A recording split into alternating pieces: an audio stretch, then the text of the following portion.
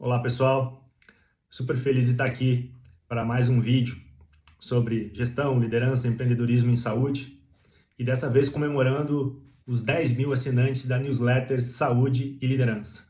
Essa newsletter é publicada no LinkedIn quinzenalmente e ela acaba por direcionar o conteúdo das minhas redes sociais nas semanas seguintes e eu estou super feliz. Em pouco mais de um mês, eu lancei a primeira newsletter no dia 10 de dezembro e já atingimos mais de 10 mil assinantes da newsletter. Fiquei super feliz, obrigado pelo apoio. Isso me dá mais ainda a responsabilidade de trazer conteúdo bacana para médicos que precisam tocar o seu negócio, que precisam olhar para a gestão, liderança e empreendedorismo dentro da sua rotina diária de trabalho e saber que isso está sendo buscado cada vez mais pelos profissionais de saúde me deixa muito feliz, porque esse é exatamente o objetivo que eu tinha quando eu comecei a trabalhar nessa linha. Nas últimas semanas, a gente conversou sobre gestão de pessoas e no framework que eu trouxe do Recall, que é recrutar, engajar, capacitar, avaliar e liderar. Esse último tema, que é liderança, para mim é o mais importante, é o que eu mais gosto de falar, é o que eu acho que a gente tem maior capacidade de se desenvolver enquanto profissionais de saúde que recebemos o treinamento técnico. E hoje, nesse vídeo, eu vou trazer mais pontos sobre liderança em saúde e suas particularidades e vou trazer 6 pontos que eu acho que são muito importantes quando se trata de liderar um negócio em saúde. Obviamente que isso pode servir para outros tipos de negócio, mas o meu foco aqui é saúde, é negócios relacionados à saúde. O primeiro ponto que eu já trouxe algumas vezes, liderar em saúde tem particularidades que você não tem em outros negócios. Primeiro, não existe liderança em saúde sem propósito. A gente cuida da vida das pessoas. Então, quem não tem alegria em cuidar de gente, em estar com gente, nunca vai ser um bom líder em saúde. Além disso, turma, um equívoco em saúde pode custar a vida das pessoas. A gente sabe a disciplina de qualidade e segurança, ela é super ampla em saúde, a gente olha isso a fundo e recentemente a gente teve um caso no Rio de Janeiro em que o não uso de controles de qualidade em laboratório teve como consequência a contaminação por HIV de alguns pacientes da rede pública do Rio de Janeiro que iam ser submetidos a transplante. Então, o erro aqui pode custar muito caro, por isso que saúde tem as suas particularidades. E dentro do tema liderança, eu trouxe 6 tópicos aqui que a gente vai explorar nas próximas semanas e gostaria já de trazer um primeiro overview desses temas aqui. O primeiro deles, turma, que talvez foi o mais transformacional para mim, é a importância do autoconhecimento para o líder. Sei que muita gente olha para o tema autoconhecimento como uma forma meio, essa coisa de abraçar a árvore e tal. Não tem nada a ver com isso. Pensem, se eu quero liderar pessoas, eu preciso conhecer de pessoas. Se eu não conheço de mim mesmo, como é que eu vou conhecer dos outros, vou liderar os outros? Eu lidero eu mesmo antes de qualquer coisa. Então, isso tem a ver em você entender o seu propósito, né? Eu gosto muito do Simon Sinek sobre entender o seu porquê, mas por que você faz as coisas?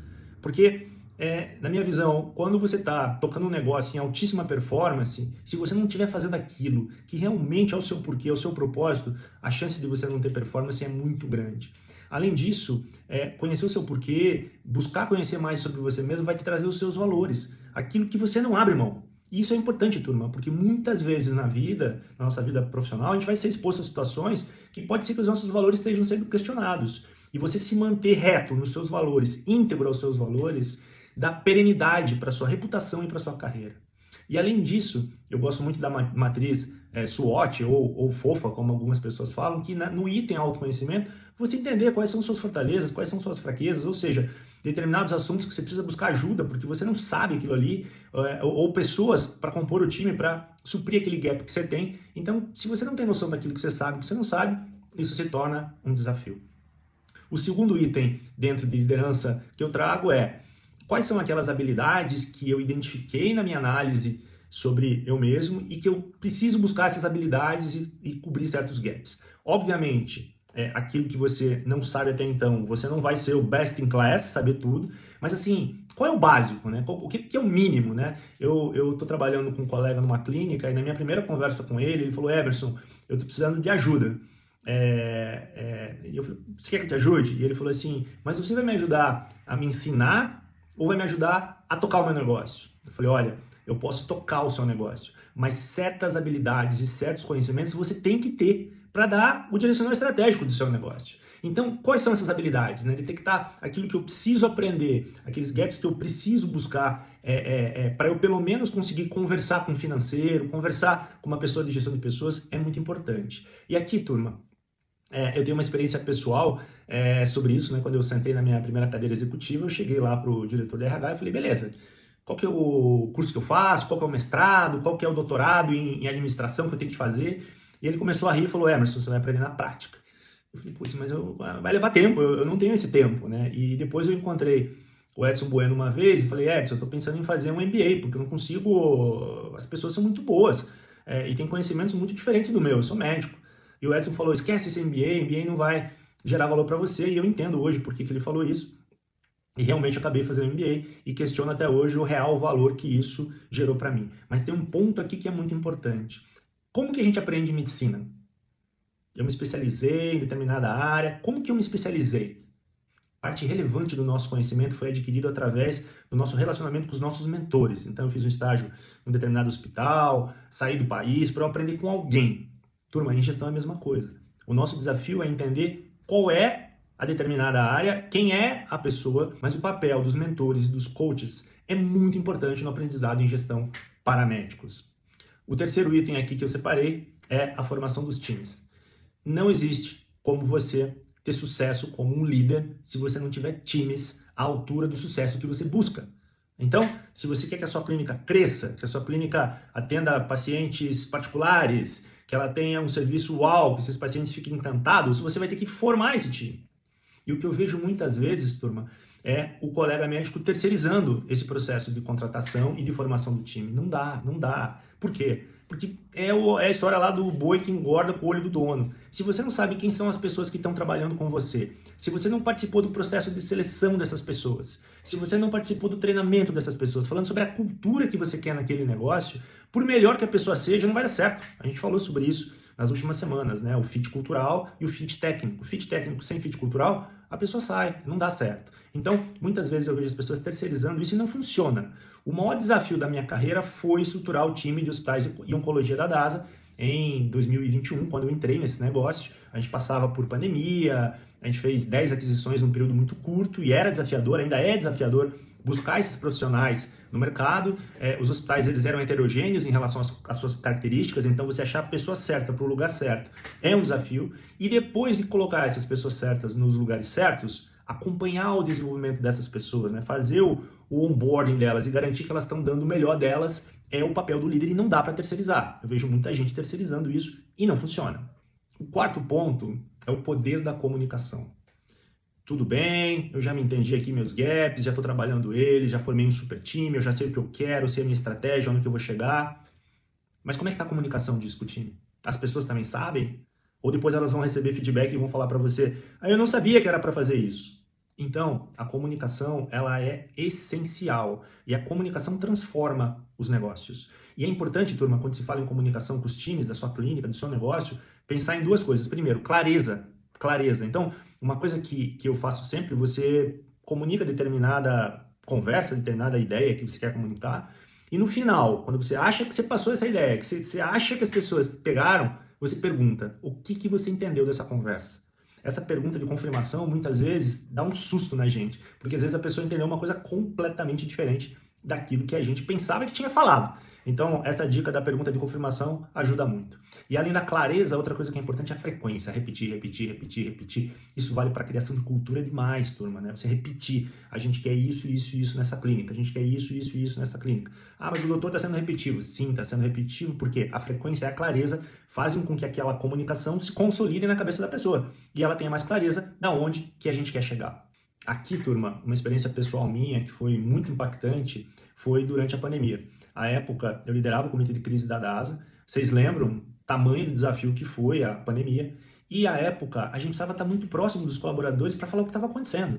Então, à época, a gente criou uma live diária em que eu e o Carlinhos, que à época era o CEO da DASA, a gente falava com todos os colaboradores sobre o que estava acontecendo, o que aconteceu naquele dia, o que a gente conseguiu descobrir a mais sobre a doença, sobre o diagnóstico, sobre o tratamento, o que a gente ainda não sabia, o que deu certo, o que deu errado, tentando tirar a comunicação do corredor, a fofoca. Porque se você não comunica direito, começa a fofoca. e a fofoca mata o negócio. Então, além de você ter resultado comunicando a sua cultura dentro do processo do seu negócio, da sua clínica, você acaba com fofoca, porque fofoca acaba com o seu negócio. O quinto item, turma, é muito importante, que eu vou chamar aqui de liderança participativa. O que isso quer dizer? Se você, na sua clínica, contrata técnico de enfermagem, enfermeira, outros profissionais médicos, etc., você está contratando pessoas tecnicamente muito boas para o seu negócio. Lembra? Você escolheu pessoas boas para ter um super time para entregar o uau, o a mais. Se você construir um time de alta performance com pessoas muito boas, essas pessoas tendem a não gostar de receber comando e controle. Então, uma pessoa muito boa, uma pessoa incrível dentro do seu time, ela não vai ficar recebendo faça isso, faça aquilo, isso não funciona com ela. Essas pessoas gostam de co-criar. Então, você tem lá o seu plano, você vai fazer o seu plano para o ano, você vai revisar semestralmente o seu negócio, traga essas pessoas para junto, para fazer essa liderança de forma participativa. Isso tem dois fatores muito importantes. Primeiro, a chance de você tendo muitas pessoas boas, dando opinião e discutindo a estratégia, por exemplo, do seu negócio, diminui a chance de você errar. Porque você lembra que eu já falei, diversidade de ideias, diversidade de pensamentos, pessoas iguais pensam iguais e erram de forma igual. Pessoas diferentes pensam de forma diferente e você tem uma discussão e uma construção de algo que tem uma chance maior de dar certo. Além disso, a pessoa se sente motivada, respeitada e engajada naquela decisão que você tomou, e não simplesmente um comando, um controle. A minha experiência pessoal incrível em relação a isso foi também no Covid, em que no comitê de crise, a gente tinha poucas pessoas, 6 ou 7 pessoas no comitê de crise, e eu trouxe pessoal de comunicação para o comitê de crise, uma jornalista. E na época foi questionado, mas por quê? A gente precisa só dos médicos, do pessoal de produção, logística, e não, a gente precisa de comunicação. A gente precisa alinhar a população e os nossos colaboradores o que está acontecendo. A gente precisa de alguém bom de comunicação, porque uma comunicação errada, né? Lembrem, turma, pânico, medo da morte, né? Comunicação errada pode custar caro. E aconteceu uma coisa incrível, que uma vez, vocês lembram no início da pandemia, a grande dificuldade era a história do lockdown, as pessoas não saírem, não correrem para o hospital fazer o teste. Por outro lado, as pessoas queriam fazer o teste. E um dia, caminhando pelo corredor, eu cruzo com a jornalista e ela me fala, Emerson, por que a gente não vai na casa das pessoas fazer o teste de Covid? E minha primeira reação foi, tá maluca? Jornalista não entende nada do nosso negócio de laboratório. Eu dei 3 passos e falei, cara, essa ideia é incrível. E se vocês buscarem nas notícias, a DASA criou o primeiro teste domiciliar para Covid a partir da ideia da jornalista e não dos especialistas. Por isso a liderança participativa é tão importante. O sexto item, e talvez o mais doloroso para os meus colegas médicos principalmente, é como eu equilibro a gestão, a liderança do meu negócio e a minha prática médica. Turma, realmente essa é a dúvida de todos os colegas. Aqueles colegas que estão tendo uma carreira super exitosa como médicos, eles começam a ver o negócio deles crescer e aí começa a ficar mais complexa a gestão, começa a ter incêndio e ele começa a entrar em pânico se ele vai dedicar mais tempo para a gestão, para sua prática clínica. E, turma, não tem muito caminho não. Aqui vai ter um período de ansiedade até você conseguir, primeiro, começando aos poucos, dedicando algumas horas do seu tempo para a gestão, até deixar os processos mais acertados, as pessoas mais acertadas, a área financeira mais redonda, obviamente buscando ajuda de pessoas que vão te ajudar a estruturar o seu negócio, montando o seu time, como eu falei, mas aí fazendo uma coisa que é muito importante, que é delegando. Delegando. Se eu não delegar, lembrem, eu tenho pessoas boas, se eu não delegar para essas pessoas, elas não vão me ajudar. E aí tudo vai depender de mim, e aí eu tô lá no meio da cirurgia e estão me ligando porque o paciente está reclamando que não conseguiu agendar a cirurgia, etc. Turma, a falha tá na gente. Então, primeiro ponto, se eu montei o time, se eu estruturei o time, se eu busquei ajuda na gestão do meu negócio, eu consegui já melhorar e aos poucos eu fui botando o pé na gestão, eu vou equilibrando esse tempo. E o que eu falo é que nos processos de ajudar os médicos na gestão dos seus negócios, a maior entrega que pode ter é fazer com que naquele momento que ele está operando, ou que ele esteja atendendo um paciente, ou seja, praticando a boa medicina, que a cabeça dele esteja 100% ali, que ele não esteja preocupado com outros incêndios da clínica. Então isso é uma entrega de uma boa gestão. Mas o meu ponto aqui sobre esse equilíbrio é que assim, vai ter que ser aos poucos, a gente vai dando algumas horas para o nosso papel de líder do nosso negócio, não dá para terceirizar, a gente busca ajuda, vai estruturando, obviamente que esse período é um período de passar a arrebentação ali das ondas, então gera mais ansiedade, gera mais, a pessoa fica ansiosa e ainda tem alguns incêndios acontecendo, mas passando a arrebentação, o negócio estruturado, você consegue com poucas horas por semana fazer a gestão e a liderança do seu negócio. Ou seja, turma, não existe hoje o médico, o profissional de saúde, que não tenha que ter conhecimento e liderança para tocar o seu negócio, a sua clínica, ou trabalhar dentro do hospital que ele está. As empresas viraram grandes empresas dentro da saúde. Então, esse conhecimento ele é importante até para você transitar dentro da sua empresa. Então, é essencial. E liderar em saúde, turma, como eu falei, tem essas particularidades. É uma liderança muito forte em relação ao propósito. É uma liderança e uma gestão muito voltada ao cuidado às pessoas. E os erros podem custar muito caro, eles podem custar danos graves aos pacientes. Por isso que a gente cada vez mais evoluir no nosso papel de líder, não terceirizar, não entregar para a secretária, não entregar para outras pessoas. Eu posso até ter um gestor na minha clínica, mas eu sou o líder, eu preciso ser o líder daquele negócio, aquele negócio é meu. Isso é muito importante. Então, pessoas me ajudando na gestão, eu com o meu papel de líder, colocar a casa em ordem e depois eu entro no estado mais de voo de cruzeiro, que aí eu consigo tocar isso com mais tranquilidade, porque eu adquiri conhecimento, acertei o meu negócio e aí a coisa flui de forma mais fácil. Se você gostou do vídeo, deixa seu like aqui, se inscreve no canal, me siga nas redes sociais, no Instagram, no LinkedIn, no TikTok, em que a gente está falando sobre gestão, empreendedorismo e liderança em saúde. E especificamente nessas próximas 2 semanas vamos estar falando sobre esse tema de liderança transformacional na saúde. Abraço grande a todos!